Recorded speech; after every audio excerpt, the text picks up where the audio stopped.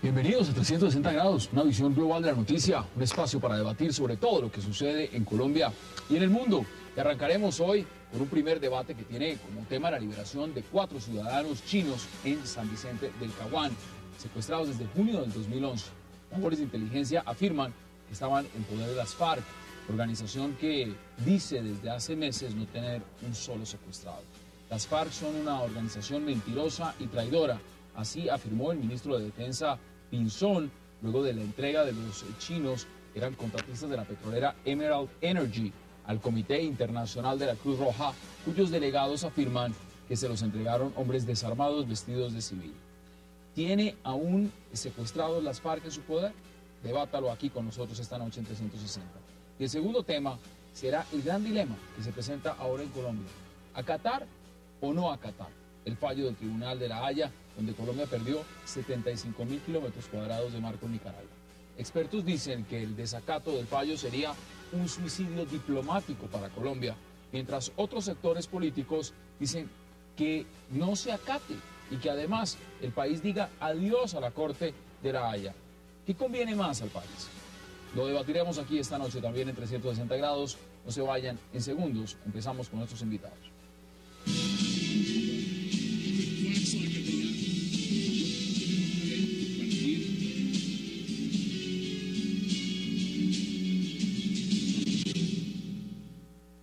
Controla con tus manos, selecciona, diviértete. Una experiencia Smart se vive con la mejor calidad de imagen Full HD 3D. Disfrútala con Samsung, el futuro de Smart TV ahora. Empezamos de inmediato para hablar de esta liberación de los 4 contratistas chinos secuestrados desde hace más de año y medio en San Vicente del Caguán. Y para eso le doy la bienvenida a Clara Rojas, a Rafael Mora y por supuesto a Frederic Macé. Qué placer y bienvenidos y gracias por estar esta noche con nosotros. Bueno, muchas Clara, ¿cómo ve usted este desenlace? Un afortunado desenlace que se hayan dado estas liberaciones. Usted representa a País Libre. ¿Qué sabía usted de estos ciudadanos chinos? Por supuesto, yo creo que es un hecho muy importante, lo celebramos, le damos la bienvenida, digamos que estuve muy enterada desde el primer momento y tuve contacto a través de la embajada, en fin, con la empresa que también contrataba a estos ciudadanos. En algún momento también tocaron las puertas de País Libre y vemos con muy buenos ojos efectivamente que ellos hoy hayan podido recobrar su libertad. Una pregunta medio indiscreta, directa. En su opinión, ¿quién los tenía? Pues las fuentes de inteligencia efectivamente señalan que los tenían las FARC. Las FARC. Frederic, bienvenido. ¿Quién tenía estos ciudadanos chinos en su opinión? Yo creo que las FARC, por lo menos 3 razones. Primero, donde fueron secuestrados era una zona de las FARC, ¿sí? Entre San Vicente de Caguán y Los Pozos, eso es territorio de las FARC. Segundo, el CICR, de lo que sepa, se encarga de liberar secuestrados de actores armados ilegales y no tanto de delincuencia común. Y tercero, yo creo que el momento hoy en que liberan a los secuestrados apunta también a que sean las FARC. ¿Por qué? Porque estamos liberando o están liberando a los secuestrados cuando ya empezaron las negociaciones y uno puede pensar que el tema fue abordado durante las negociaciones o los contactos y que por lo menos entonces algunos actores cercanos a las negociaciones pudieron hablar con las FARC para que liberen a los secuestrados. Rafael, bienvenido. Buenas noches, muchas gracias. ¿Cómo es su análisis? ¿Usted quién cree que tenía esos ciudadanos chinos? Pues efectivamente las FARC, sí. No veo otra organización. Ustedes 3 dicen las FARC. La Cruz Roja no se atreve a decir que las FARC.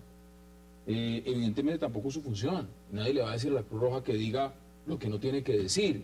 Pero eso no es muy sospechoso. Pues pareciera, ¿no? Pero desafortunadamente, pues todo lo que hemos visto y lo que hemos vivido en este tiempo, pues lo que indica es que son ellos los actores de estos hechos. Es decir, lo que acaba de decir el compañero aquí es que definitivamente por esas 3 características, pues son las FARC. Y hay algo muy importante, y es que en el medio de los diálogos que se están desarrollando en La Habana, me parece a mí, desde mi percepción, que las FARC hacen esto tratando de como de reelaborarse, remasterizarse, diríamos, para presentarse como una organización que efectivamente tiene en cuenta a sus secuestrados y que está haciendo un acto de paz por liberarlos, ¿no? ¿Y dónde quedan las declaraciones de que ellos no tienen secuestrados? Bueno, pues eso sí habrá que preguntarles a ellos. Yo lo que quiero rescatar es el hecho de que hoy 4 personas recobraron su libertad, más allá de las discusiones y las hipótesis de quién haya podido tenerlos.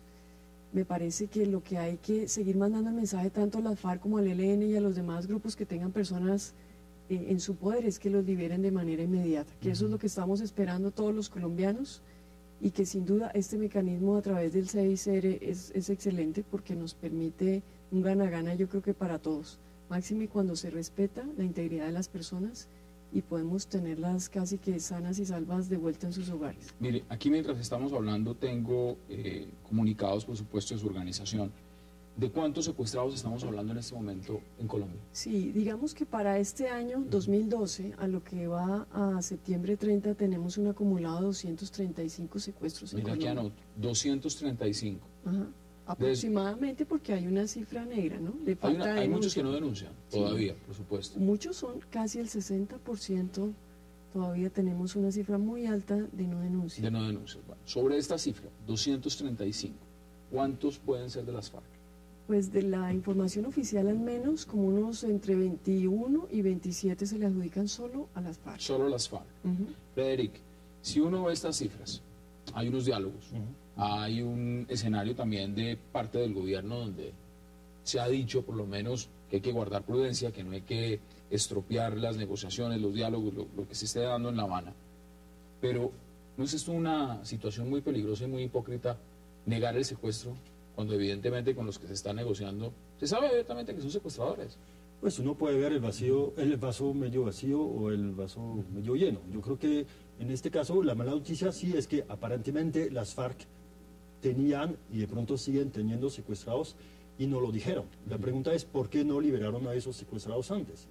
Ahí hay varias hipótesis también. Uno puede pensar que, como es el caso, este caso son empleados de una empresa multinacional y sabemos que muchas veces cuando secuestran a esas personas piden Rescate.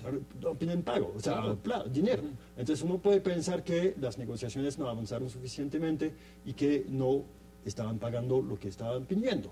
La otra hipótesis es que de pronto eran en manos de un frente que no está totalmente Alineado con el secretariado de las FARC. Eso es posible, pero si es así, hay que ver también la buena noticia. Y la buena noticia es que, primero, si los liberan hoy, podemos pensar que algunos países garantes o acompañantes, Cuba y Venezuela, influyeron en la liberación de alguna manera. Y si es así, es buena noticia porque significa que esos países pueden presionar, Es decir, convencer a las FARC de liberar a los secuestrados. Y la es favorable, usted otra lo ve buena favorable. noticia es que si eran en manos de un frente que no tenía, digamos, o que estaba un poco distanciado del secretariado de las FARC, la otra buena noticia sería que hoy en día este frente está alineado con el secretariado de las FARC. Veamos imágenes sobre este tema. Bueno, la información es que se trata de una operación de asistencia humanitaria solicitada por el CICR y por las autoridades chinas, y son ellos quienes han hecho toda la coordinación para obtener esa liberación de los ciudadanos chinos. Ustedes pudieron, desde el mismo momento del secuestro de los ciudadanos chinos, por informaciones de inteligencia se llegó a conocer que las FARC eran las que tenían a los ciudadanos chinos. ¿Qué dice usted de esas declaraciones? Pues a uno le causa bastante asombro, porque pues hasta ahora se sabe lo que ha pasado con ellos. Es decir, durante mucho tiempo no se sabía quién los tenía, dónde estaban y en qué condiciones. ¿Usted tiene familiares secuestrados? Yo tengo un hijo secuestrado ¿Hace desde cuándo? el 19 de enero del año 2006. Desde el 2006. Creo, mire, muéstrenos cuál de los que está en la foto de su hijo. ¿Cuál de los dos? El que está al lado mío. Al lado suyo. Sí, al lado mío él está El de secuestrado. camisa azul un poco más El de clarito. camisa azul clara, sí señor. ¿Cuántos años tiene? En este momento tiene 33, se lo llevaron de 27. ¿En Juan dónde se lo Camilo llevaron? Mora. De aquí de Bogotá se lo llevaron. ¿Y es delincuencia común o es las FARC? ¿Qué es? Bueno, lo que nos ha dicho la Fiscalía desde el comienzo es que fueron las FARC, por las evidencias que quedaron después del rapto. A él se lo llevaron de aquí del barrio Santa Cecilia, de un parqueadero, El carro apareció en el kilómetro 11 de la vía Choachí, el mismo día que se lo llevaron. Y de acuerdo con lo que nos dijeron el DAS en ese momento, la DIJÍN, la SIJÍN y los Gaulas, es que en ese año el frente que operaba por Choachí era el Frente 53, y que por ahí sacaban los secuestrados hacia las zonas que tenían en ese tiempo donde mantenían a la gente secuestrada. ¿Pruebas de supervivencia? No, no tenemos por ahora. Ninguna. No, ninguna. Solamente en agosto del 2009 a mi esposa recibió una llamada en su celular donde se dieron unas ráfagas como de fuego. Pensamos que Juan Camilo se estaba tratando de comunicar con nosotros. Esa llamada fue llevada a la fiscalía y efectivamente se comprobó que era un fuego cruzado en algún sitio. Ahora, en su organización, ¿cuántas personas, cuántos reportes hay de secuestro? El último reporte que tenemos es del primer Congreso Nacional de Víctimas que hicimos aquí en Bogotá, y allegamos 200 personas que tienen... Muy similar a lo que tiene Sí. País Libre. Ahora, claro, usted también fue víctima de secuestro. O sea, esto es una realidad. Uno se impacta es porque la historia que nos está contando aquí Rafael no es nueva. Y lamentablemente es una historia donde año 2006 todavía no aparece su hijo, pero esos ciudadanos chinos aparecen, y aparecen gran parte porque son extranjeros, porque son empleados de una multinacional y porque de una u otra forma se vuelven fichas de canje. En el caso suyo, el tema político. Pero ¿y qué pasa con esos secuestrados que ni son extranjeros, ni trabajan para multinacionales, ni son reconocidas figuras de la política? Bueno, pues lo que necesitamos es acompañarlos plenamente, seguir entendiendo que todavía hay personas secuestradas y que la labor es visibilizarlas, es sensibilizar a la ciudadanía en general con este tipo de casos, justamente para acompañarlos, para hacer el seguimiento, el puente con las instituciones y bueno, rogar a Dios que pronto pueda tener un desenlace como el que tuvimos hoy con los ciudadanos chinos, ¿no? Se debe este tipo de situaciones, Frederic, porque aquí estamos hablando de negociaciones y se habla mucho del tema de perdón, indulto y un montón de cosas. A los secuestradores, a los que han cometido secuestro, caso específico de las FARC, ¿se les debe de dar indulto? En su opinión, en el marco de unas negociaciones, ¿es eso, evidentemente usted lo ve con la perspectiva de un analista internacional que conoce el tema del conflicto armado? ¿Cómo lo percibe usted? Yo creo que si hay verdad, si hay condena y si hay hasta cierto punto aplicación de la condena, después con rebaja de penas o de pronto un indulto, a mí no me choca, y yo creo que eso podría ser un sapo, no sé qué traer, no sé si se llama un sapo, pero digamos que el primer criterio es verdad, después condena y después miramos si indulto o rebaja de penas, en algunos casos dependiendo obviamente de cada caso. Mire, vamos a hacer una pausa y ya regresamos aquí en 360 para seguir hablando del secuestro, por supuesto. Está enmarcado en lo que fue la liberación de estos ciudadanos chinos que afortunadamente fueron liberados el día de hoy. No se vayan, ya regresamos.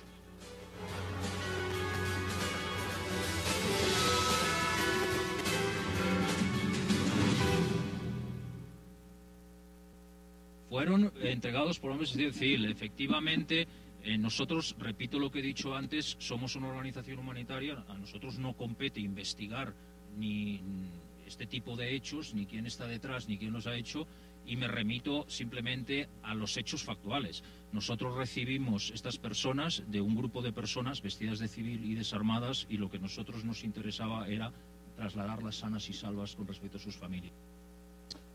Es lo que dice, por supuesto, la Cruz Roja. La labor que cumple es maravillosa en este tema, el rol que juega, la importancia, la credibilidad y lo demás. En lo que significa, ¿usted cree que esas organizaciones también se han visto presionadas, no de manera malintencionada, pero a no decir quiénes les entregaron realmente a estos secuestrados para no torpedear esos diálogos que se están llevando adelante en La Habana? Bastante incertidumbre, ¿no? Genera esa pregunta, pero yo no sé hasta qué punto, cuando salen libres, los puedan presionar para que no digan quién los tiene. Uno pensaría que sí, ¿no? Porque pues las FARC en este momento no creo que estén en condiciones de decir que ellos tienen secuestrados cuando han dicho que no tienen ni uno. ¿Ninguno? Sí, que no tienen ninguno. Entonces yo creo que podría ser eso, ¿no? O sea, los entregaron, pero realmente pues todo está en la oscuridad, nadie sabe qué ha pasado con eso, nadie sabe cuál ha sido la situación. Pero ahí están las declaraciones, dicen, nosotros no sabemos quién nos entregó esas personas y nosotros no investigamos esos hechos. Veíamos las declaraciones claras que dieron. ¿Qué piensa usted, Frederic? Pues el tema se puede resolver fácilmente. Yo no sé si lo van a decir públicamente, pero hay que preguntar a los secuestrados. Sí, ellos claro. saben obviamente quién los tenían. Ahora, que ellos o que el gobierno chino decía no decir quién eran, puede ser otra cosa, puede ser, no sé si hablaron directamente, no sé si hubo acuerdos o promesas detrás de esto, puede ser, no sería tampoco escandaloso, pero obviamente en estas situaciones sabemos que muchas veces hay algo detrás. ¿Cuántas, las cifras de, por ejemplo, de extranjeros secuestrados en Colombia, cuáles son? Ya ha venido bajando, pero todavía hay una cifra ahí también incierta. En datos directos que tengamos en la fundación, sabemos de un ingeniero forestal que no es propiamente extranjero, pero trabaja para una compañía chilena desde hace meses. Y también ha habido otras informaciones que tenemos a través de la prensa, de algunos ciudadanos italianos, pero no tenemos la cifra exacta. ¿Cuántos son más o menos en el número de secuestros? Es decir, todavía están el ELN secuestrando, las FARC secuestrando, bandas criminales, delincuencia común. ¿Quiénes son los que más están secuestrando en este momento en Colombia? Pues desafortunadamente las bandas criminales. Entonces, como no sabemos quiénes son, pues la situación también se torna más grave. Digamos que hay un segmento que corresponde a las FARC, otro al ELN, que también nos preocupa mucho, y otro grupo ahí indeterminado que es las bandas delincuenciales, ¿no? ¿Y es en qué porcentaje secuestro extorsivo y en cuál es secuestro político que tiene otras razones? Bueno, digamos que nosotros no hacemos ese tipo de diferencias. Diferenciamos entre secuestro extorsivo y secuestro simple, que son como se tipifica en la ley. En la ley. Secuestro extorsivo es que efectivamente están pidiendo una suma de dinero importante. Y en el secuestro simple, y digamos que los mayores personas que lo padecen son gentes del sector energético, y los secuestran unas cuantas horas o no los dejan pasar, después unas cuantas semanas o a veces hasta meses. Y no se puede determinar exactamente si los han extorsionado o no, porque no es fácil probarlo. Entonces, el secuestro simple hoy está casi en el orden del 45% de los secuestros. 45%. Mire, veamos declaraciones de funcionarios del gobierno también frente a este tema. No, la presencia de la fuerza pública, como ustedes saben, se mantiene en todo el territorio colombiano. Aquí simplemente se establecen unos protocolos que permiten la movilización del personal del CICR una vez se entregan los secuestrados, y esa es la forma en que nosotros procedemos en este tipo de operaciones humanitarias. Y simplemente ha habido un diálogo permanente con el gobierno de la China y por supuesto con un seguimiento muy importante por parte de las fuerzas militares y la policía colombiana, y de alguna u otra manera los hechos que se desarrollaron en la tarde del día de ayer, en la noche del día de ayer y en la mañana del día de hoy, pues de alguna u otra manera dan cuenta de esa colaboración que permanentemente ha ofrecido el gobierno de Colombia. Frederic, dice Clara algo que es de remarcar y pasa con estos ciudadanos chinos, son de la industria energética, es decir, los que están ya sea tema de hidrocarburos, petróleo, exploración, en diferentes zonas del país.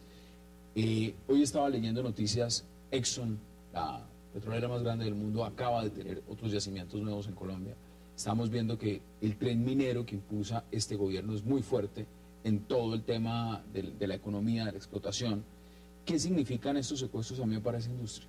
Y esa industria que viene con multinacionales y por supuesto con funcionarios extranjeros. Es decir, es una medida coercitiva de decirles, hombre, no vengan a Colombia, o por lo menos el tema de fondo no es ese, el tema es al contrario. Ojalá vengan para poderlos secuestrar y extorsionarlos. Yo creo que puede ser las dos cosas. Yo me inclinaría más a la segunda opción. Sabemos que la extorsión a grandes empresas del sector minero energético por parte de grupos armados ilegales sigue siendo una realidad. Obviamente es muy difícil, como le decía Clara, muy difícil saber la amplitud de ese tipo de cosas, y a veces también hay secuestros que no son extorsivos directamente. Uno puede secuestrar a algunos empleados de algunas empresas, no necesariamente para exigir un dinero inmediato, sino para chantajear a la empresa para otro tipo de situaciones. En el tema que al fin y al cabo sí sigue siendo extorsión, porque al fin y al cabo eso en el tema de las bandas criminales, ¿cómo lo perciben ustedes? Es decir, el secuestro se convirtió también en una de las fuentes directas más importantes de alimentación de las bandas criminales en Colombia? De lo que nosotros pudimos investigar sobre bandas criminales, no es una práctica que aparentemente está muy común. Ahora, hay casos, ¿sí? Y ahí también la diferencia entre bandas criminales y la delincuencia común, o más delincuencia común que bandas criminales, también es muy porosa. O sea, que es muy difícil saber exactamente quién ha secuestrado a esas personas. ¿Cuántos de los secuestros que son reportados en su organización son liberados? ¿Cuántos vuelven a los hogares con sus familias? ¿Y cuántos, al contrario, como lamentablemente sucede, están como usted? Pues de las 200 personas que conocemos, ninguno ha vuelto. Y lo más triste es que de las 200 personas todavía quedan militares en poder de las FARC. ¿Cuántos de esos son militares? Aproximadamente, la cuenta que hicimos ese domingo son como unos 70 personas. 70 que, militares. Pues puede que estén secuestrados o estén desaparecidos. Sí, el hecho es que las familias... ¿Los consideran secuestrados? Sí, los consideran secuestrados. Y el resto somos civiles. Y muchas veces nosotros solamente tenemos puras hipótesis de qué fue lo que pasó. O sea, no tenemos a ciencia cierta una definición exacta de qué fue lo que pasó con nuestros hijos, o con los esposos, o con las familias. Y no solamente estamos nosotros en ese evento, sino hay gente muy humilde que los han podido llevar para reclutarlos. Es decir, hay el caso de la señora de Medellín, doña Beatriz, que vio a su hija cuando liberaron al periodista francés, la vio vestida de camuflado. Entonces, digamos, es tanta la incertidumbre que se vive en estas condiciones que... Y en ese caso, no en ese caso, ¿cómo fue esa historia? Digamos, ver a la hija reclutada de manera forzosa, sí. Y pudo hablar con ella, pudo decirle... No, la señora la vio en los videos que pasaron los noticieros cuando liberaron al periodista, y ella la vio y sabía que era ella, ¿cierto? Y llevaba más o menos mucho más tiempo que nosotros sin tener conocimiento de ella. Digamos, ahora, a raíz de lo que ha pasado hoy, yo creo que a todos nosotros, lo único que nos genera eso son unas expectativas de que ojalá, en la misma medida, pues nos dieran razón de los nuestros. Nosotros lo único que estamos pidiendo es que nos digan, si están vivos, ¿dónde están? Y si están muertos, que nos digan dónde están. Por supuesto. O sea, es lo único que estamos pidiendo. Nosotros no estamos haciendo una cosa diferente a esa, ¿no? Nos parece también muy triste la indolencia tanto de las FARC como del gobierno, porque ninguno de los dos actores nos permite hacer nada. Entonces uno va a buscar el indulto, ¿usted cómo lo percibe? ¿Se bueno, debe indultar? Pues finalmente... ¿En marco de un proceso de diálogo de pues, paz a los secuestradores? Sí, yo creo que sí, porque pues finalmente si las personas yo creo que tienen una segunda oportunidad, ¿no? Y si se arrepienten y pues dan muestras de que efectivamente va a haber un cambio, pues a mí me parece que eso sería razonable. ¿Cuáles, me imagino País Libre tiene reportes iguales que los que nos está contando acá Rafael? No, tenemos informes más completos porque nosotros llevamos más de 21 años en ese trabajo. Empezamos hace mucho tiempo con cifras del 24.000 secuestrados. En el año 2002 teníamos un reporte alrededor de 3.000. Y en lo que va corrido de los últimos 10 años tenemos una aproximado entre 400 y 600 personas, sin contar los desaparecidos, que como bien lo dice Rafael, pues es una situación en que no se sabe si la persona todavía está secuestrada o qué pasó después de tanto tiempo. En este momento, comparado con los últimos 5 años, ¿está en aumento? ¿Está en descenso? ¿Cómo está? Bueno, digamos que es importante darle un reconocimiento a la fuerza pública. Yo creo que sin duda no son las cifras que teníamos en el año 2002, ni mucho menos en el 2008. Lo que sí es importante destacar es que el fenómeno se mantiene y por eso es importante tener las alertas prendidas. Digamos que a lo que va corrido este año vamos en alrededor de 235 y a mí me llama la atención que el reporte de la policía habla incluso de 255. Entonces hay una cifra ahí que se mantiene básicamente en los mismos niveles del año pasado, pero si miramos también, analizamos el 2010, estas cifras se están manteniendo. Entonces, por eso es importante estar alertas, verificar qué pasa. Y a diferencia de lo que señala Rafael, también hemos visto que sí ha habido liberaciones, ha habido rescates, ¿no? No todo es... sí, no todo es negro, también está del otro lado. Sí. ¿Es este secuestro que ustedes tienen reportado más en ciudades o más en el campo? Hay regiones. Yo creo que es importante destacar que por lo menos el comportamiento de este último trimestre nos muestra un tema del secuestro en Antioquia, que es importante llamar la atención, en Bogotá, en la parte de Arauca, los norte de Santander, la costa y por supuesto, o sea, las fronteras, ¿no? Lo que es Chocó y abajo la parte de Nariño. Entonces, digamos que eso es lo que ha sido más relevante en este trimestre, pero en lo que va corrido del año, pues también ha habido otras regiones, incluso en Cundinamarca, ¿no? No, pues usted me hace una descripción prácticamente uno de todo el país. Pues digamos que no quisiera generar pues todo eso, pero sí hay unos sitios especiales que hay que llamar la atención sobre eso, y bueno, yo creo que esa es la labor, ¿no? Frederic, conclusiones en 30-35 segundos. ¿Es el tema del secuestro algo realmente sobre lo cual no se puede simplemente prender las alarmas cada que liberan a unos ciudadanos extranjeros, que es una gran noticia, una maravillosa noticia, sino realmente mirar lo que está pasando según las organizaciones que tienen los reportes diarios de lo que es la figura del secuestro en Colombia, que sigue siendo un drama así, haya disminuido, no se puede ocultar la realidad, es que siguen secuestrando y está en aumento? Yo no sé si siguen secuestrando, siguen teniendo secuestrados, eso es lo más probable. Que sigan secuestrando, habría que mirar también un poco sí, que sigue secuestrando. Claro, de hecho, lo que les cuento, en el último trimestre, por lo menos a la FARC se le adjudican 4, al ELN también, y en lo que va a correr en el último trimestre, estamos hablando de julio, agosto y septiembre. 4 personas que se le adjudican a la FARC, 4 al ELN, y en lo que va corrido del año, pues también. Entonces eso es lo que hay que tener en cuenta. Pero yo sí creo que la noticia de hoy es una buena noticia porque, por lo menos, si las FARC tenían a esos secuestrados, si de pronto no querían liberarlos antes, hoy en día los liberan con presiones o con convencimiento de algunos actores, que pueden ser actores internacionales, o garantes o acompañantes, y que también al interior de la FARC uno puede pensar que el secretariado tiene hasta cierto punto mayor control sobre algunos frentes que tienen secuestrados. ¿Cuáles son sus conclusiones, Rafael? Pues mis conclusiones son que definitivamente las FARC a mí me parece que están fragmentadas y que lo que están diciendo los jefes, los frentes aquí no lo están acatando en su totalidad. Ese es un problema serio, porque si los jefes dicen que liberen los secuestrados, pero los que están aquí no lo hacen, pues ahí hay una fragmentación y no hay un dominio de los que están en Cuba. De otra parte, imagínese usted que las FARC reciben por narcotráfico y secuestros aproximadamente $700 millones al año. Bueno, el ministro dice que son más. Y puede ser más. Si esto, digamos, lo que estoy mencionando es un estudio que hizo la Universidad de Oxford hace un tiempo, y si van a hacer una tregua y si van a liberar los secuestrados, la pregunta es de qué van a vivir. O sea, ¿cómo van a hacer? Entonces ahí surge otra duda al respecto.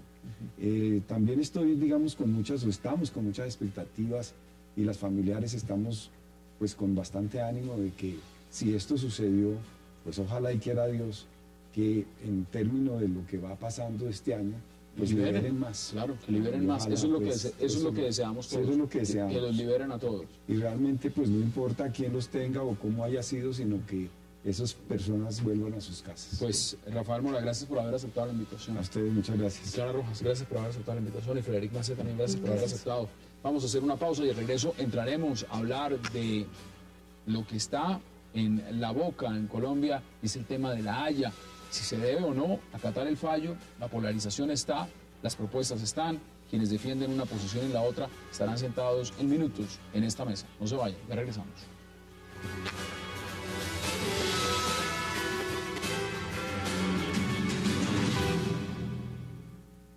El derecho internacional se desconoció por completo. No hemos dicho que no acatamos, somos respetuosos del derecho internacional. No crea, senador Camilo, que para unas cosas sí y para otras no. Somos unos convencidos de eso, nos importa la comunidad internacional, somos un país que vive dentro de una comunidad y como tal somos respetuosos de ella, pero queremos entender el fallo. Queremos comprender cada una de las connotaciones que tiene ese fallo para el archipiélago, para nuestra soberanía, y una vez tengamos ese entendido, entonces ya empezamos a estudiarlo, son más o menos 180 páginas y queremos ver a profundidad, el gobierno se va a pronunciar. Mientras tanto, estamos rechazando unos apartes específicos del fallo. No creo que esto se llame incoherencia, yo creo que es todo lo contrario. salir ahora a decir algo sin conocer el fallo de fondo es muy complicado. Esas son las declaraciones de la canciller María Ángela Holguín, por supuesto, la cabeza de las relaciones exteriores de Colombia, y quien se ha encontrado con ustedes en el Congreso, y creo que durante varias horas ha tenido que estar dando explicaciones. Para ampliar este tema, porque realmente el tema de la Haya, ese fallo de la Corte Internacional de Justicia en Colombia ha generado todo tipo de reacciones. Nos acompañan esta noche los congresistas Alexandra Moreno Piraquive, el senador Camilo Romero, el constitucionalista Juan Manuel Charri y el experto, conocedor de este tema y académico también, Carlos Salgar. Bienvenidos todos y gracias por aceptar la invitación. Muchas gracias. Gracias a usted.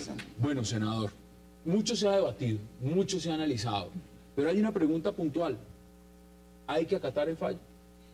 Yo creo que la canciller, en esa declaración que fue la primera invitada a este programa, en una pregunta que yo le hacía, bueno, canciller, lo que queremos saber es cuál es la posición del gobierno y de este país en materia internacional. ¿Somos respetuosos? ¿No somos respetuosos? ¿Solo cuando nos conviene? Es decir, díganos a los colombianos y colombianas para atenernos a algo, independientemente si acatamos o no acatamos de aquí en adelante cómo van a ser las reglas del juego. O somos capaces de desacatar un fallo de este nivel, pero también pedirle a la comunidad internacional que nos ayude con el proceso de paz. Es decir, ¿dónde está la coherencia? ¿Estamos o no en el concierto internacional? Y la canciller nos ha puesto en neutro. Esperemos, porque hay que estudiar el fallo. Entonces, lo que hizo el gobierno fue rechazar ese fallo, en ciertos apartes, en los que nos va mal. Y entonces nosotros decimos, bueno, que se dedique a estudiar el gobierno, pero yo creería que la pregunta es acatar o acatar el fallo. ¿Acatar o acatar? Senador, ¿cómo lo ve usted? La respuesta no es tan simple. No, si fuera simple. Sí, si fuera simple. Bueno, entonces, no se trata de acatar, porque inclusive lo que está haciendo el gobierno nacional es precisamente acatando y buscando las opciones jurídicas que quedan, que en unos términos colombianos es hacer una especie de demanda de reposición. Bueno, allá tiene otro nombre, el de aclaración por un lado y por el otro el de revisión, que son opciones que todavía no se han agotado. Entonces, aquí todavía podemos decir que no hay un fallo en firme, que hay que agotar esas instancias y que el gobierno nacional está explorando también otras dentro de Naciones Unidas por otros temas. Eso está bien, sí. Ese es el argumento del gobierno. Ahora yo se lo pregunto a usted como senador, como colombiano, como alguien que vio, sintió ese fallo como todos, y también como alguien estudiosa del tema de la ley, porque usted legisla, ustedes legislan. ¿Usted cree que hay que acatar o no acatar ese fallo? Yo creo que este fallo tiene muchos vicios de nulidad. Y en ese sentido creo que tenemos el derecho de alegar, de decirlo, porque a mi modo de ver y el seguimiento que le hemos hecho todos estos años, es tan curioso que todos en Colombia, todos los expertos, todos los, inclusive los mismos abogados que Colombia contrató, todos quedaron sorprendidos. Es que nunca nos esperamos este fallo. Entonces yo me pregunto, bueno, ¿será que es que aquí todo el mundo es ignorante en el derecho del mar? Imposible que ni el abogado más sabueso le haya apuntado a porque en las reuniones que se hicieron con Cancillería en su momento, en las asesoras, nos mostraban las posibilidades. Nos dijeron, bueno, si ganamos, listo. ¿Y cuáles son los escenarios de perder? Este y este. Jamás, que apareció, jamás estaba. Yo le voy a confesar algo. La última vez, y antes de darle la palabra a Juan Manuel Charri, por supuesto, a Carlos Salgar, yo quiero que usted vea lo que usted decía acá, la última vez que estuvimos acá sentados, porque este debate lo hicimos varias veces, pero en ese momento, antes del fallo, veamos lo que usted decía. No, yo sé lo que dije y se lo vuelvo a repetir sin necesidad de que me lo ponga. Veámoslo porque es bien interesante. Si yo soy ministra y no hice, o lo hice mal, pues yo tengo que responder. Pero cuando ya se sale de las manos de los 4 cancilleres que yo vi pasar en estos 10 años, hicieron todo lo posible jurídicamente. Entonces, como está en las manos de la Corte, no está en manos de Colombia. No se trata de pedir cabezas. Eso ya no está en manos de Colombia. Sí, está en las manos de la Corte. Eso está en manos de la Corte. ¿Y qué? La Corte decidió. Entonces, si la Corte decidió, pues decidió ese fallo. No, pero en derecho, es que aquí estamos alegando, y yo por eso les cuento inclusive los secretos de las asesoras. A nosotros los abogados, ellos estuvieron en Colombia y nos mostraron los escenarios, los peores. Dicen, por mal que nos vaya, la línea 82 queda, bueno, digámoslo.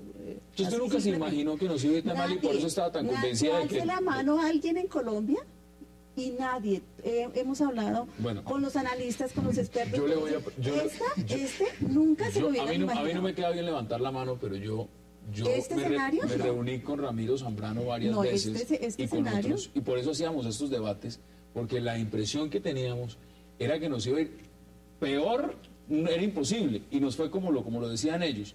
Ahora, Juan Manuel Charri, ¿acatar o no acatar el fallo? Acatarlo, por supuesto, pero ejerciendo todas las instancias y todos los recursos y reconociendo los errores que se hayan cometido. Porque tenemos que hacer una revisión sin pasiones políticas, sin ventajas, porque es un tema nacional donde todas las fuerzas políticas deberían estar unidas en el propósito de resolver el problema con el menor perjuicio para Colombia. Y sumar fuerzas, revisar la situación, presentarla ante la Corte Internacional de Justicia, porque las razones tienen que tener el peso y la fuerza de corregir los errores. Usted dice, sin el mejor perjuicio para Colombia. Con el menor perjuicio para Colombia. Pero ya no perdimos mucho. Es que el fallo tiene, en mi opinión, pues perdimos mucho y tiene unos errores muy graves y cometimos unos errores muy graves. Pero el fallo tiene errores. Sin duda. Bueno, y hay que presentarlos. Vamos a quedar callados. No, por eso estoy diciendo, acatamos ejerciendo todos los recursos y todas las instancias y mostrando todos los errores y reconociendo los errores propios en los casos en los que hubo para corregir la posición en lo que sea justo y con los argumentos que tocan. Carlos Salgar, usted es de los que ha estudiado esto a fondo y lo estudió antes de que saliera el fallo. En ese momento, porque me consta, porque hablamos por otras cosas, que usted sí veía un escenario dramático. La pregunta que yo le hago ahora es, sabiendo lo que venía, ya está el resultado que usted tenía previsto, ¿hay que acatar el fallo? Sí, yo también creo que hay que acatar el fallo y también creo que hay que acatarlo siguiendo todos los procesos para buscar un conocimiento mejor de ese fallo, una interpretación. Como lo decía la senadora Moreno, como lo decía el senador Romero, existen dos recursos ante la Corte, dos posibles recursos, el de la interpretación y el de la revisión. El problema del recurso de revisión es que solamente se da por hechos nuevos que hubiesen sido imposibles de prever durante el proceso. Y esos hechos nuevos no existen. No existen. No hay. Sí hay. Hechos nuevos existen, como que afloró una nueva isla y corrió el... Sí hay. A mi modo de ver, ¿Cuáles son? Eso lo hemos discutido y en eso pues está un poco aterrizando la Cancillería. Cuando durante el proceso los otros países solicitan ser parte de la demanda del proceso, la Corte dice no, le niego esa posibilidad porque pueden estar tranquilos que ustedes no tienen nada que ver en este asunto, que ni les vamos a tocar sus tratados anteriores, aquí no pasa nada. Pero en este momento este fallo ha generado tal cuestionamiento que todos se sienten afectados y que todos dicen, no, a mí sí me están moviendo mi piso, mi frontera, ¿por qué no me dejaron estar allí? Entonces es un fallo nuevo para todos que debemos discutirlo y que la Corte no nos puede negar el derecho a todos los países de ese no es un hecho nuevo. Eso no es un hecho nuevo, eso es un hecho que estaba previsto cuando la Corte les negó la presentación y les dice, les voy a reconocer sus derechos. Les cambió el vecino. A Panamá le cambió el vecino. Dejaron de ser fronterizos en una buena parte con Colombia y ahora son con Nicaragua. A Costa Rica le cambió el vecino, en un tratado que con Colombia no era perfecto porque Costa Rica nunca ratificó. El tratado con Honduras había quedado en el aire en el fallo de 2007 cuando falló el caso entre Nicaragua y Honduras. Entonces, yo creo que hechos nuevos no hay, pero la interpretación sí se puede pedir. Yo creo que además en esto hay que ser pragmáticos. Y ser pragmáticos implica explorar otras posibilidades, que Naciones Unidas, que la OEA, está bien. Pero se han dado además unas señales importantes por parte de Nicaragua en el sentido de que quisieran hablar. El discurso del presidente Ortega dice unas cosas casqueras, etcétera. Ayer en El Espectador, un analista muy importante en Nicaragua que se llama Mauricio Ardocia, habla de cooperación, habla de integración, habla de que se deben dar unos nuevos elementos en la relación entre Colombia y Nicaragua. Yo creo que eso es lo que hay que mirar en este momento. Ya vamos a acercarnos a ellos y ver cómo sí se pide una interpretación, porque daría la impresión de que hay puntos que ellos tampoco lo tienen muy claro. Tengo que hacer una pausa y abordamos esos puntos a fondo, además porque el senador Camilo Romero también quiere intervenir hace rato. Hagamos esa pausa y ya regresamos aquí en 360. No se vayan.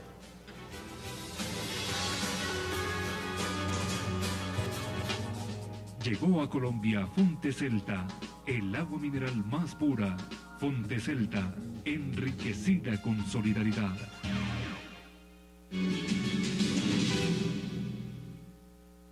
Usted le pregunta a cualquier país en el mundo si acepta que un fallo de la Corte sea inconsistente, injusto, le deniegue justicia a un país como Colombia y que de encima le quite 75.000 kilómetros de mar. Nadie acepta eso. Colombia, a mi juicio, debe hoy rechazar ese fallo. Es mi modesta opinión ante mis compatriotas y mi respetuosa insistencia a quien preside las relaciones internacionales de Colombia, el presidente Santos. Esas declaraciones del expresidente Uribe las comparten también un gran sector de la población, porque el país está polarizado frente al tema. Si se debe o no, ustedes han expuesto sus argumentos. Senador Romero, ¿qué piensa usted al respecto? Bueno, primero hay que decir que esta Corte Internacional de Justicia es el principal órgano judicial de las Naciones Unidas, es decir, del concierto mundial.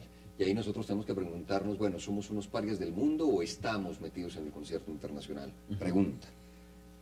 Esta declaración del expresidente tendríamos que completarla con la declaración anterior del expresidente que abraza a Ortega y le dice públicamente que esperemos el fallo de la Haya que Colombia reconocerá. Veámoslo. ¿Cómo vamos a jugar? Veámoslo, porque usted la pone en contexto, pues ahí está.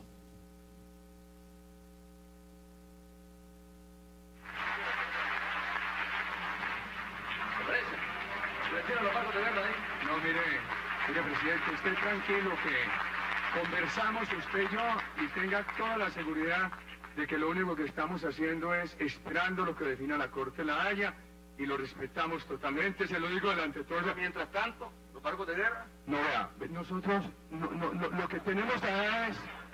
Haga usted lo... No lo hago. No lo hago. Esperemos tranquilamente que venga la sentencia de la Corte. Mientras tanto, digámosle, yo le digo a los colombianos, nada de cruzar al oeste. Usted me le dice, allá, nada de cruzar al este, mientras viene la sentencia de la Corte. Y si hay una fragata colombiana hoy, la retiramos a San Andrés. No, lo mejor es retirar. No, nosotros tenemos un problema...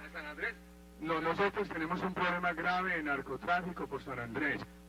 Ponga aquí a los directivos del Grupo de Río a que ellos miren el sitio, que le dé total tranquilidad a usted y a nosotros frente al narcotráfico. Ellos van allá y nos dicen dónde las ponemos para poder controlar el narcotráfico sin que se sienta amenazada Nicaragua. Senador, esa reunión fue justamente una reunión en la cual Colombia estaba en una encrucijada internacional. Y el presidente Uribe fue a esa reunión a resolver esa encrucijada donde Colombia estaba arrinconado y terminó el presidente Chávez abrazando a todo el mundo, el presidente Ortega abrazando a todo el mundo, el presidente Rafael Correa también muy bravo por la inclusión que había tenido Colombia en Ecuador, y hay que verlo en coyuntura, porque por eso puse primero también las declaraciones de la senadora Piraquive, porque la senadora Piraquive lo había dicho acá antes del fallo, había dicho hay que acatar lo que diga, pero cuando uno pierde 75.000 kilómetros, las realidades son otras y las situaciones son otras. No, yo por eso, porque es muy fácil encrucijar la gente, pero hay que ver los contextos de las declaraciones. Así Ahora, es. mire, yo le concedo la palabra. Mire, lo primero que hay que decir es que este es un dolor de patria total. Yo creo que aquí no hay ningún colombiano o colombiana que se sienta bien por el fallo. Nos sentimos absolutamente golpeados, no estamos de acuerdo. Yo decía hoy en el debate en la mañana con la canciller, quisiera que el debate sea con la Corte, para decirle a la Corte todo lo que nosotros consideramos está mal hecho, pero es un debate de control político porque siento que la sociedad colombiana también debe ser capaz de buscar unos responsables, no solo para enjuiciarlos, sino para que veamos cuáles son las posibles salidas y las soluciones, que es lo que realmente importa. Y dejemos de buscar afuera unos culpables. Estamos muy dados a señalar, a encontrar un culpable cuando algo nos pasa. Pero lo estamos buscando aquí internamente. La responsabilidad está dentro. Es que aquí hay una responsabilidad del gobierno de Pastrana, del gobierno de Uribe y del gobierno de Santos. Y Santos tiene una responsabilidad mayor hoy. ¿Cómo lo va a manejar el tema? Ese sí es, digamos, una responsabilidad exclusiva del presidente Santos. Y entonces aquí lo que está en juego, además del valor de la palabra, que ya sería suficiente, está en juego el talante democrático. Lo que usted pueda decir por coyunturas, por lo que quiera, cada momento tiene su coyuntura, por supuesto, pero ahí el expresidente Uribe comprometió al Estado colombiano ante el concierto de naciones que estaban allí reunidas. Y eso no es cualquier cosa. ¿Usted cree que esa columna que escribió Jorge Orlando Melo, que dice nacionalismo depresivo, ¿es eso realmente lo que está pasando? Él dice en esa columna que incluso no fue bien. Sí, creo que es el único colombiano que está... Sí, gracias a Dios. No, por eso... Repite un texto que usted dice que no lo comparto para nada. Usted comparte. No. Pero es que aquí no se ha dicho, y a mí me parece importante que ustedes, por ejemplo, nos dijeran si esperaban semejante fallo. Es que yo creo que es que Colombia fue asaltada en su buena fe porque creímos que era una corte celestial. Pero es un error, entonces, senadora, es realmente un tema... Es decir, acatamos el fallo, claro, córranoslo, y se lo aceptamos. Pero cuando uno va a una corte, realmente es eso lo que pasa, uno puede ir a la corte, uno puede ir a una corte y decir... Perdóneme, se somete a una ley, a un derecho, a una norma, una ley que existe, el derecho del mar existe, no nos vengan a inventar leyes con nosotros. ¿Y cuál es la propuesta del día de hoy y que ya están dando? La UNESCO, y estuve revisando las hojas de vida de los magistrados, de esos magistrados de la Corte, muchos de ellos pasaron por UNESCO. La UNESCO en el año 2000 dice... El archipiélago de San Andrés es esto en su cuerpo, con sus piernas, con sus callos, con sus dedos, con todo. Es esto, eso. Y yo la declaro Reserva Mundial de Biosfera y me la cuidan. Y esos magistrados que pasaron y tienen condecoraciones de la UNESCO, porque hoy estuve revisando, ¿con qué cara vienen hoy en la Corte? Que eso es lo que nos sentimos. Pero Colombia aceptó ir a la Corte. Colombia aceptó ir a la Corte. No, eso sí. Pero eso es un error. Pero perdóneme, yo estoy cuestionando el derecho que nos está aplicando la Corte. Y entonces esos magistrados que pasan por UNESCO, ahora se les olvidó que eran de UNESCO, senadora, y dicen, le partimos, descuartizamos a San Andrés porque nos parece... Sin mirarlo en el tema de la UNESCO. Yo me acuerdo la última vez que hablamos, porque no es solamente el caso suyo, es el caso de muchos colombianos. Sí. Muchos colombianos que creían en la defensa de Colombia y creían en los argumentos de la canciller y creían en los argumentos del señor Julio Londoño y del equipo negociador. Y hay otro sector, como el señor Carlos Algar, como Ramiro Zambrano y como otros académicos, que tenían dudas profundas de esa defensa. Profundas, desde un inicio. La pregunta que yo he planteado acá, desde un inicio, es ¿por qué se escuchó a una parte, si estaban tan convencidos de que estábamos tan bien y lo dijeron, ¿convencidos de qué? Ahora no acatan el fallo? ¿Convencidos de qué? Convencidos de la defensa de Colombia. De que el fallo nos podía salir de aquí hasta acá. Convencidos de la defensa de Colombia. Nos iba mal y nos iban a dar este fallo malo, asumiendo el compromiso de que nos aguantábamos este fallo en el derecho del mar. Esas son las reglas del juego. No es la regla del juego. Aquí la Corte está desconociendo el derecho del mar. ¿Qué dice usted, Juan Manuel? En esta mesa creo que todos decimos que acatamos el fallo, es lo que yo he entendido. No, pero yo agregaría un elemento adicional, y es que en mi opinión se violó la Constitución yendo a esa Corte Internacional de Justicia. ¿Por qué? Porque los límites de Colombia solo se pueden establecer por tratados públicos o por laudos arbitrales, no sujetos a jurisdicción internacional. Y entonces tenemos un problema de constitucionalidad, además, que es que no se puede aplicar el fallo sin violar la Constitución. Tiene que pasar por el Congreso. No, en mi opinión no tiene, porque es que un error no se corrige con otro error. No, si eso es un tratado internacional, según esa si es un tratado, tiene que ser un tratado internacional. Tendríamos que entrar a acordar nuevamente los límites con Nicaragua. Y yo traigo el antecedente del concordato. La Corte Suprema, la Corte Constitucional, declaró inconstitucional un tratado público después de que se había hecho canje de ratificaciones y no dejó que se aplicaran unas normas de ese tratado después de celebrado y ratificado. Entonces acá tendríamos que consultar a la Corte Constitucional para saber cómo vamos a aplicar esa sentencia sin violar la Constitución. Yo me le salto a usted, sin ser un constitucionalista, simplemente una pregunta. Vamos a la Corte Constitucional, nos dice, eso no sirve, vamos al Congreso, dice, eso está mal hecho, vamos a todos lados internamente que vayamos. Igual hay que cumplirlo. Fíjese que quedamos en una situación atípica, que es que existiendo el fallo no se puede aplicar. Y tenemos una razón jurídica. Exacto. O sea, Por eso se le advirtió al país desde el 2001. Desde el 2002 no lo hice yo, lo hizo un excelente jurista que es Alberto Lozano Simonelli. Y Jaime Pinzón López y Germán Cavelier dijeron, nos podemos ver enfrentados a una sentencia inejecutable por esta razón.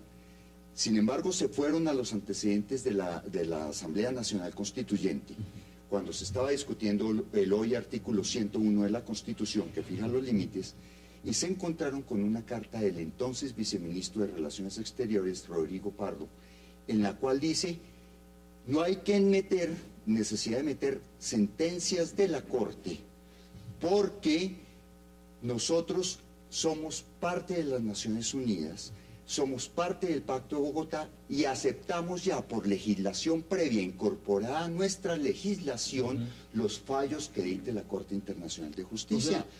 Entonces, esa carta está. Sí, esa carta está y la conocen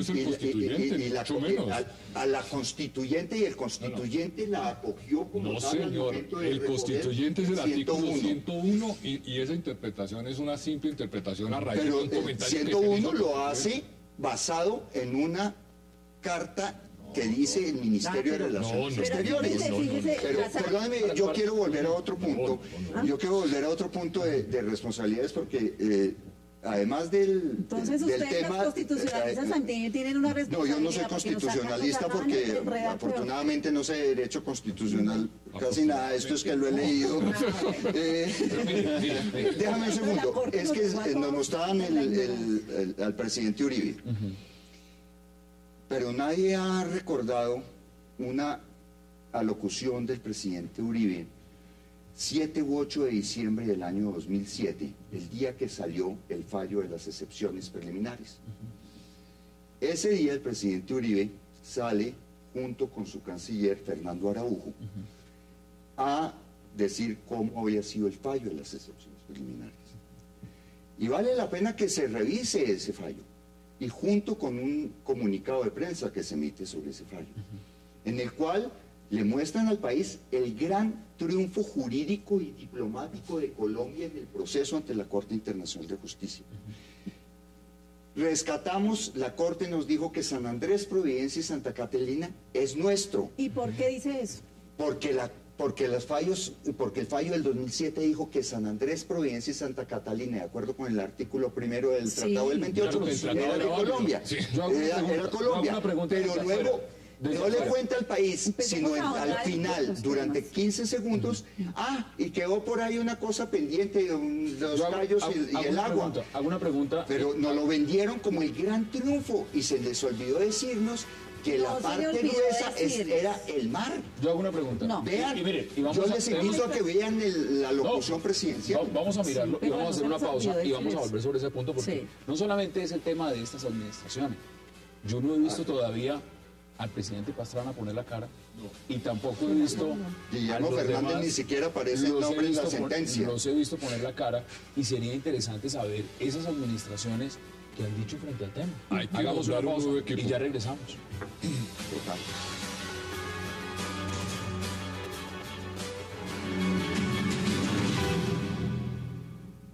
Cada trazo de esta línea de delimitación realizada por la Corte fue medida de forma rigurosa y planificada en sus diversas etapas. Una metodología transparente, impecable, para un resultado exacto.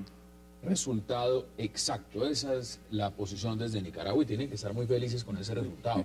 Ahora, senador Romero, no podemos desconocer, porque aquí el expresidente Uribe habla y uno puede encontrar declaraciones de él por todas partes y de todos los temas. Eso sí es muy fácil. Sí, tiene esa ventaja, hay que reconocerse. No se esconde a los medios, habla en todos y si usted lo llama al celular para una entrevista a radio da la cara y si le pregunta para un programa a la medianoche da la cara. Pero uno busca... ¿Y le pego en la cara qué? Bueno, pero usted busca al expresidente Pastrana y no pone en la cara. no han dado explicaciones. Usted busca a otros mandatarios y es como si nunca hubieran estado en ese fallo, no tuvieran responsabilidad alguna, no hubieran nombrado cancilleres, no hubieran nombrado a nadie. La pregunta que se hacen muchos colombianos es, y frente a esos que no han dado la cara, ¿qué se hace? ¿Vamos a fijar responsabilidades únicamente en los que sí han dado la cara o vamos a mirar la historia en el contexto de lo que significa esto para Colombia? Hay que hacerlo como el propio gobierno Santos lo ha reconocido. Esta ha sido una política de Estado. Y entonces hay que ver los gobiernos que han participado en esa política de Estado y ahí está una responsabilidad que también lo mencioné al inicio. Y siempre nos dijeron que todo estaba bien. Aquí ya se han hecho algunas alusiones a eso.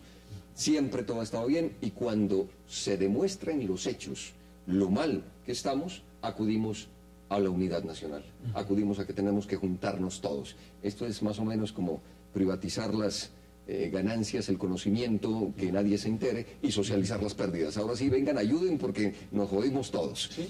Y entonces aquí hay unas responsabilidades políticas. Nosotros las hemos señalado.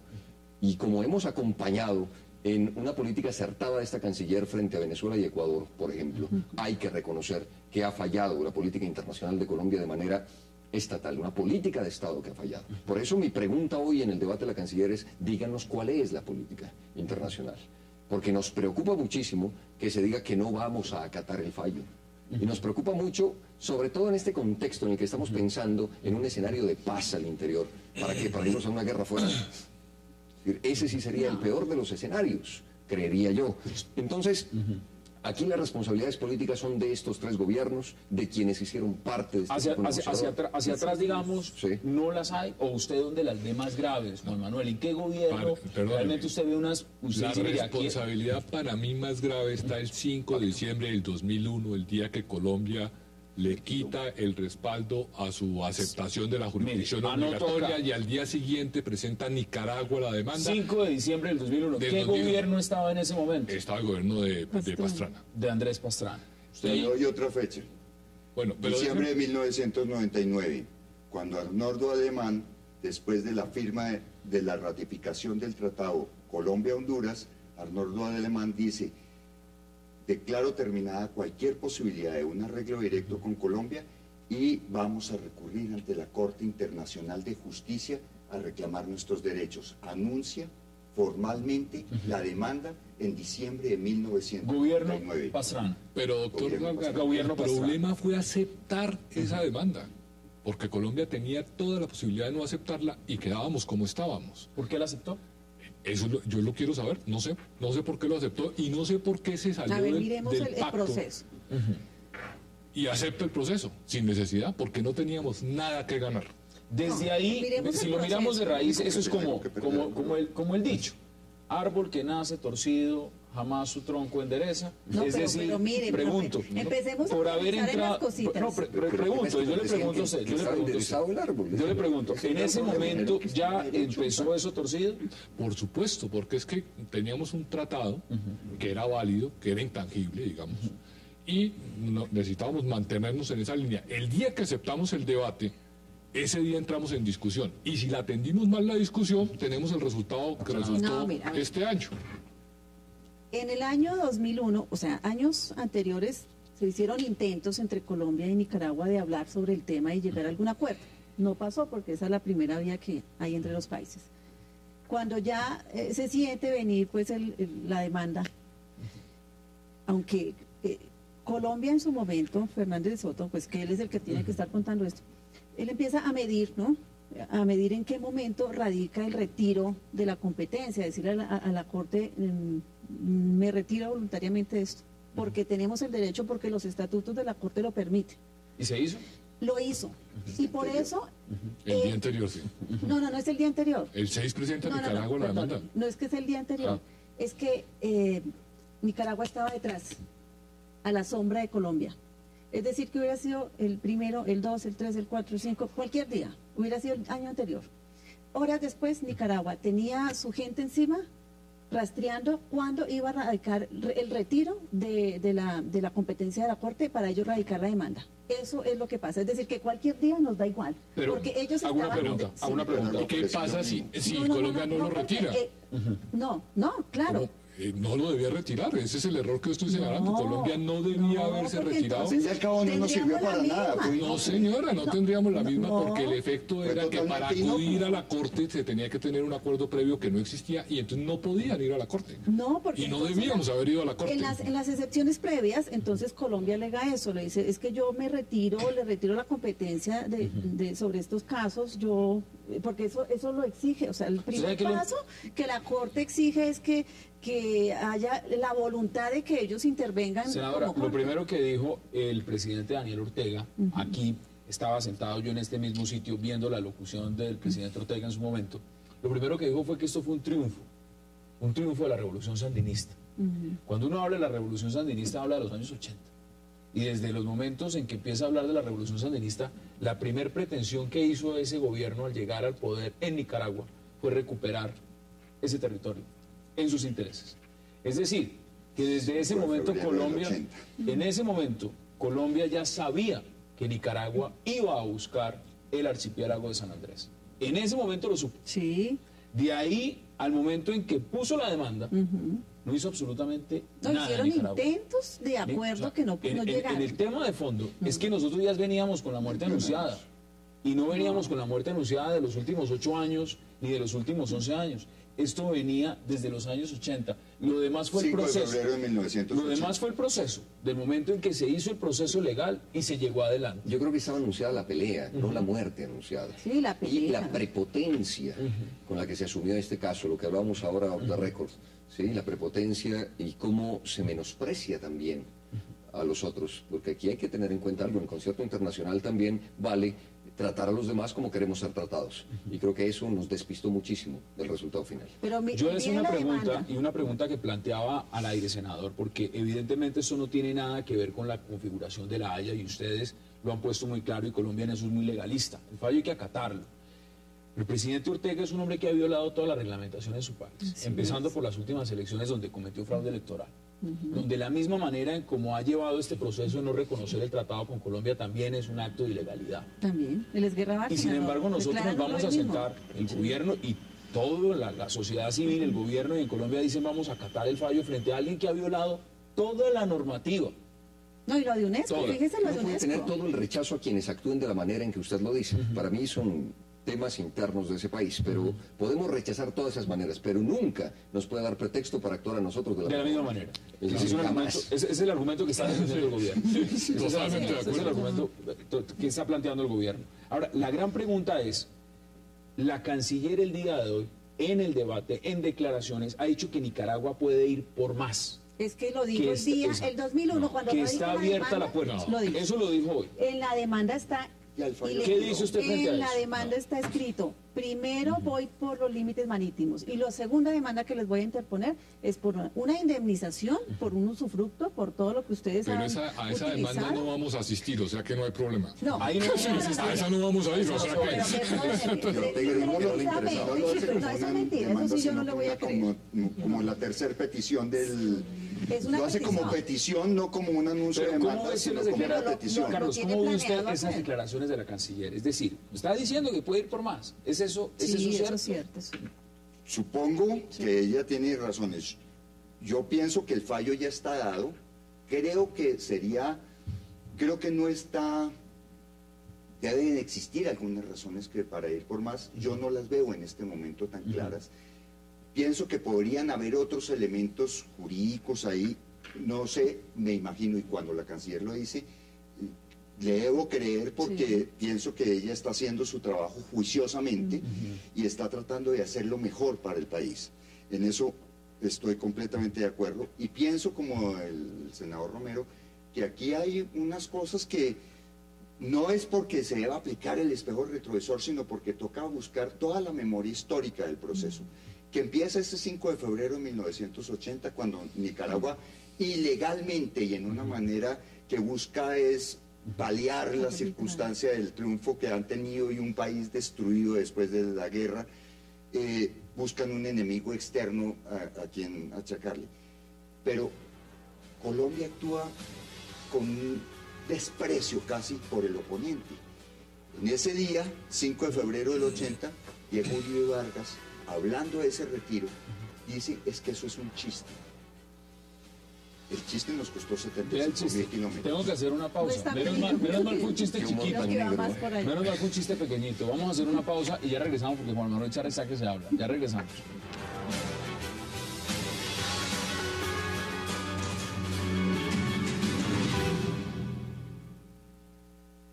El fallo trae algo que es preocupante y es que cuando Nicaragua le pide a la Corte las 200 millas de la plataforma continental extendida, la Corte no le responde que no, enfáticamente. La Corte le responde que por un tema de forma, de que Nicaragua no ha hecho algo que no tengo claridad que es frente a un requisito que se necesita, la Corte esta vez no mira la solicitud de la plataforma continental extendida, lo que quiere decir que la posibilidad que venga algo, que Nicaragua se venga por la plataforma continental extendida en una demanda posterior, pues está, y eso es lo que tenemos que evitar a toda costa. Por eso sería, y por eso es el estudio del retiro del Pacto de Bogotá. Bueno, menos mal tenemos argumentos para decirle a Nicaragua que es lo siguiente que tiene que hacer para que nos vaya peor. No, él ya lo sabe. Ahora, clarito. vamos a futuro, porque usted lo ha dicho muy bien, no nos quedemos lamentando, vamos a futuro. ¿A futuro qué hay que hacer? Yo creo que, Hassan, hay que nombrar un nuevo equipo negociador que revise todo el proceso y sin la carga y las excusas de los que fallaron, plantee una estrategia efectiva y jurídica para lograr que el fallo se corrija en la medida de lo posible. ¿Hay que salirse del Pacto de Bogotá? No, yo creo que el pacto no es un tema determinante en este caso. Es que el pacto era aplicable cuando estábamos en la jurisdicción obligatoria. Nos salimos de la jurisdicción obligatoria y aceptamos el proceso. Entonces el pacto, en mi opinión, no está en el centro de la discusión. A futuro, ¿qué es lo que hay que hacer, senador? Sí, yo creo que hay que salirnos del pacto, hay que revisar varias cosas para blindarnos. ¿Usted sí dice que hay que salirse del pacto? Sí.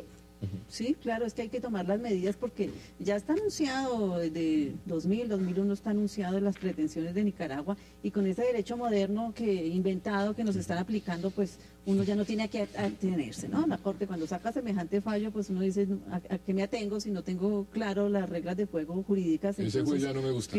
Definitivamente. No, es que así ¿quién se mete a un juzgado si el Código Civil no es el que estamos leyendo todos, sino el que le parece al juez? Entonces aquí creo que hay cosas cuestionables. Senador Camilo Romero, a futuro, porque volvemos al tema, ya no hay que lamentarse, a futuro, ¿qué hay que hacer? Yo escuché unas palabras que decían que la soberanía es a un país lo que la dignidad es a cada ser humano. Y yo creo que nos han tocado lo más íntimo y todos los colombianos nos sentimos indignados por lo que ocurrió. Pero la soberanía significa justamente que quienes están en esta zona tengan unas posibilidades de vida dignas.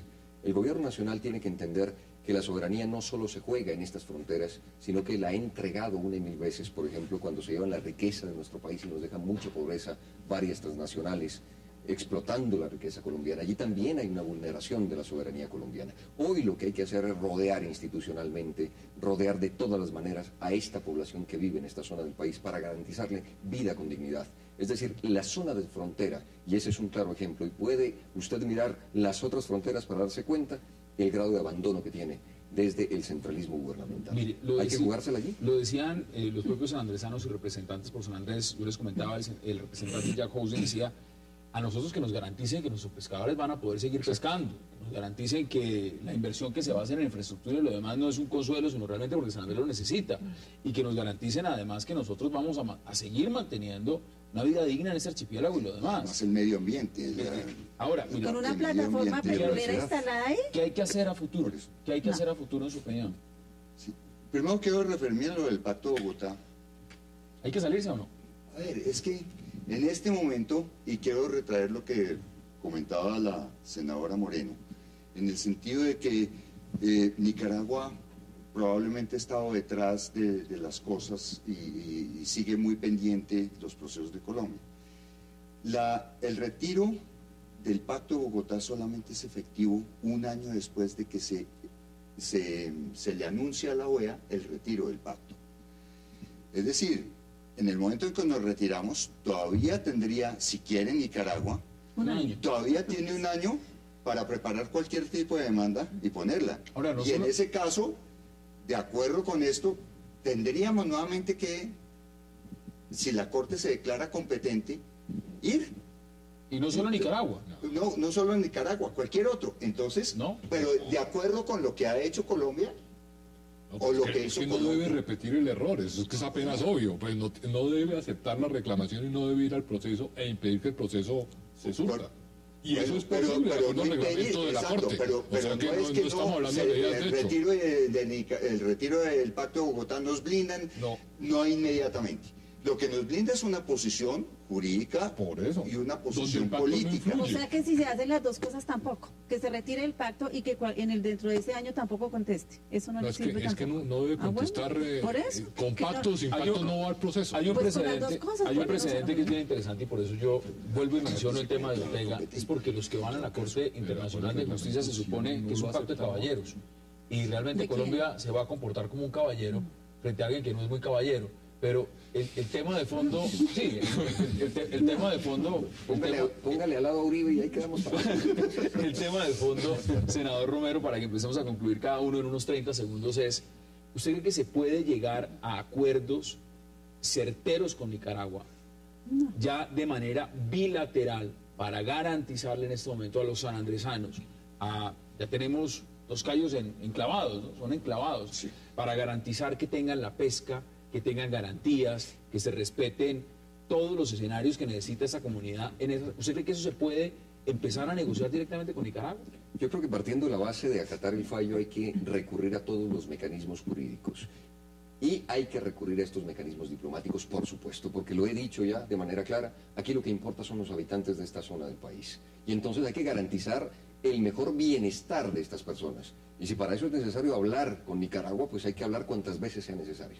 Todo por la dignidad y el bienestar de nuestros pobladores. Que confiemos o no confiamos, ¿qué otra herramienta nos queda? Ya no quedan los mecanismos, 30 segundos. Y si nos queda el mecanismo de la Corte Celestial, lo que hay que hacer es pedirle a Dios que nos acompañe. Pues, ahí está ese punto, muy valioso. Para pedirle. ¿Usted sí cree en esos diálogos bilaterales con Nicaragua? No para creo, poder resolver esto. No creo. Primero, porque ellos han anunciado muchas veces que van a continuar con las demandas, nos van a seguir tratando de arañar lo que más se pueda. Segundo, porque ellos insistentemente y públicamente han abierto licitaciones petroleras en esta zona que coincidencialmente... Que los sanandresanos nunca han querido, además. No, por eso. Entonces, ¿usted qué le va a decir a un sanandresano, un pescador?